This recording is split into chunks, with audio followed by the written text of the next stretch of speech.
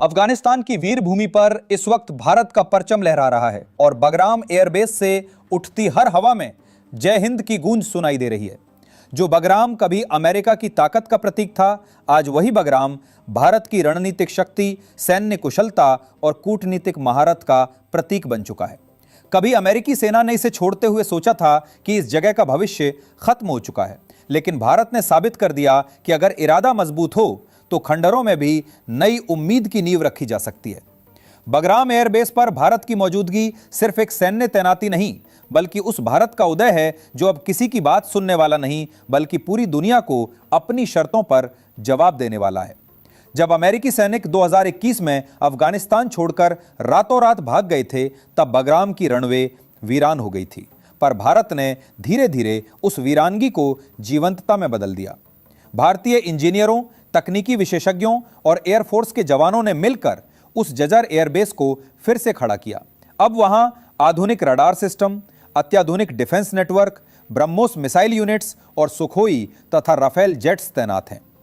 हर तरफ गतिविधि है, हर कोने में सुरक्षा व्यवस्था चाक चौबंद है। बगराम अब सिर्फ एक एयरबेस नहीं, बल्कि दक्षिण एशिया का रणनीतिक केंद्र बन चुका है।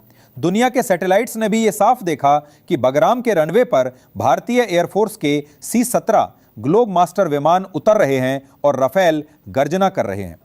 यह दृश्य सिर्फ भारत ही नहीं, बल्कि पूरी दुनिया के लिए संदेश था कि अब एशिया की दिशा तय करने वाला एक ही देश है, भारत। इस कदम से अमेरिका की बौखलाहट चरम पर पहुंच गई।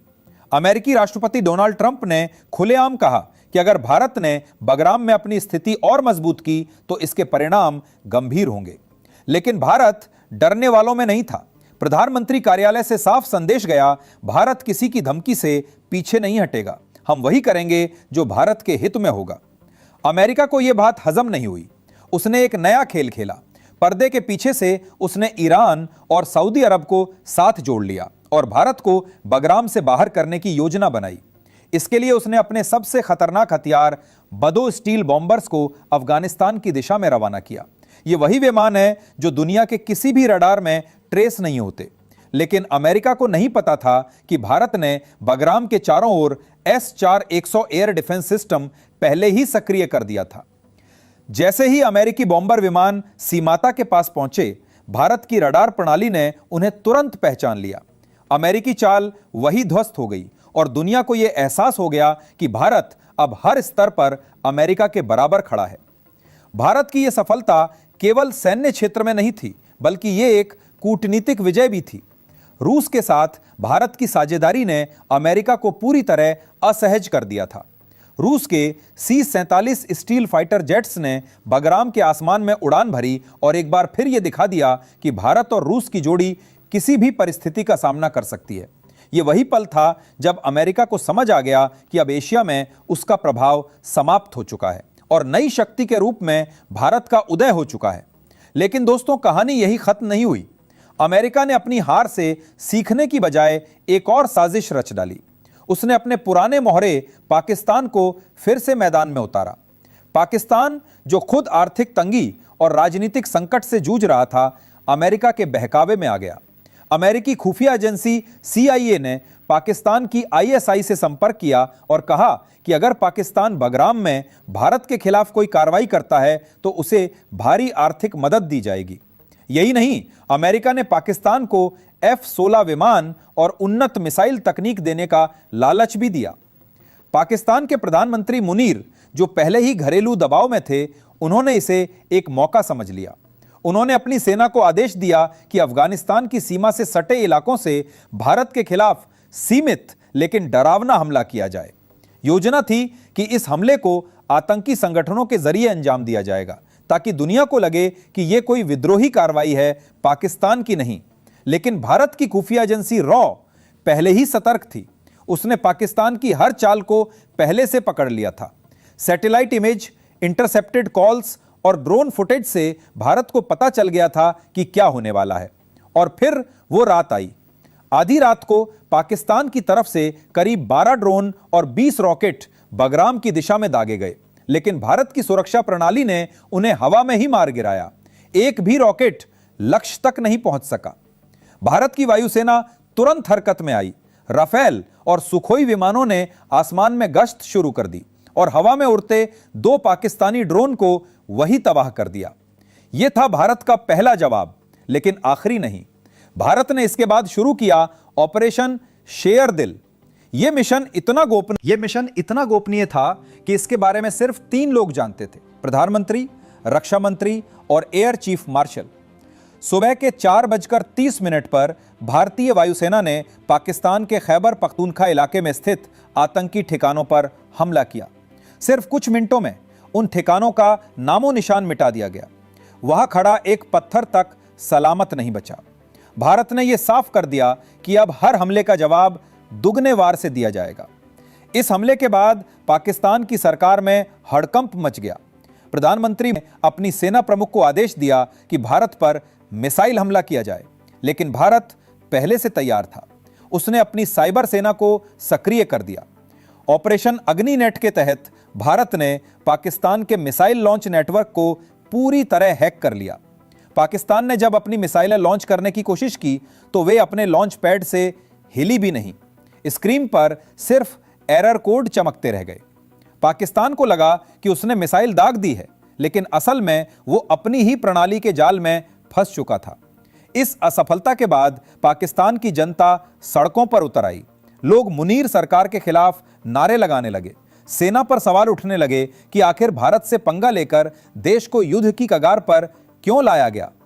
पाकिस्तान का आर्थिक तंत्र पहले से ही टूट चुका था और अब उसकी राजनीतिक नींव भी हिल गई। वहीं दूसरी ओर भारत की कूटनीतिक सफलता ने पूरी दुनिया में उसकी छवि को ऊंचा उठा दिया। संयुक्त राष्ट्र सुरक्षा परिषद में इस पूरे मामले पर चर्चा हुई।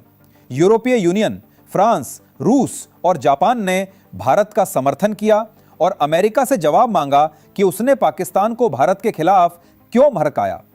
रूस के राष्ट्रपति व्लादिमीर पुतिन ने स्पष्ट शब्दों में कहा, बगराम की सुरक्षा भारत की जिम्मेदारी है और भारत इसे जिस तरह संभाल रहा है वो पूरे एशिया की स्थिरता के लिए आवश्यक है।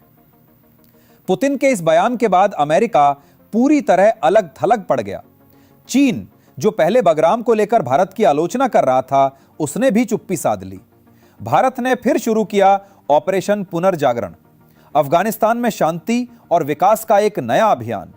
भारत ने अफगान युवाओं के लिए स्कूल खोले, स्थानीय सुरक्षा बलों को प्रशिक्षण दिया, तकनीकी विकास परियोजनाएं शुरू की और अफगानिस्तान की अर्थव्यवस्था को फिर से खड़ा करने में मदद की। बगराम एयरबेस अब केवल एक सैन्य ठिकाना नहीं रहा, बल्कि एक नए अफगानिस्तान का प्रतीक बन गया। वहां हर सुबह भारतीय तिरंगा गर्व से लहराता है और हर शाम वहां के लोग भारत की तारीफ करते नहीं थकते। दूसरी ओर अमेरिका की स्थिति बेहद कमजोर हो चुकी थी। उसकी हर साजिश नाकाम रही, हर चाल उल्टी पड़ी। भारत ने दुनिया को दिखा दिया कि आज का भारत न किसी के आदेश पर चलता है, न किसी के दबाव में झुकता है। भारत वही करता है जो उसके राष्ट्रीय हित में होता है। पाकिस्तान अब अपने ही बनाए जाल में फंस चुका था। उसकी मिसाइलें बंद पड़ी थी, उसकी सरकार गिर चुकी थी और उसकी जनता अब भारत से शांति चाहती थी। भारत ने इस अवसर को कूटनीतिक सफलता में बदल दिया। उसने संयुक्त राष्ट्र में आतंकवाद के खिलाफ नया प्रस्ताव पेश किया, जिसे 180 से ज्यादा देशों ने समर्थन दिया। भारत ने कहा कि अब समय आ गया है जब दुनिया को आतंकवाद को सिर्फ निंदा नहीं बल्कि कार्रवाई से मिटाना होगा। पूरी दुनिया ने भारत के रुख को सराहा। आज बगराम एयरबेस पर भारत की सेना गर्व से खड़ी है। वहां एक भव्य परेड हुई जिसमें भारतीय तिरंगा पूरे जोश के साथ लहराया गया। यह परेड सिर्फ एक सैन्य प्रदर्शन नहीं था, बल्कि यह संदेश था, भारत अब किसी के आदेश पर नहीं चलता, भारत अब खुद फैसले लेता है। भारत की इस ऐतिहासिक जीत ने न सिर्फ एशिया बल्कि पूरे विश्व में शक्ति संतुलन बदल दिया है। अमेरिका, चीन और पाकिस्तान तीनों को अब यह समझ आ गया है कि भारत अब केवल एक क्षेत्रीय ताकत नहीं बल्कि एक वैश्विक शक्ति बन चुका है। भारत ने दिखा दिया कि आधुनिक तकनीक, मजबूत नेतृत्व और राष्ट्रभक्ति के साथ कोई भी असंभव कार्य संभव किया जा सकता है। बगराम अब सिर्फ एक एयरबेस नहीं रहा, वो अब भारत की आत्मनिर्भरता, दृढ़ संकल्प और संप्रभुता का प्रतीक बन चुका है। वो इस बात का प्रमाण है कि भारत अब किसी के पीछे नहीं बल्कि सबसे आगे चल रहा है।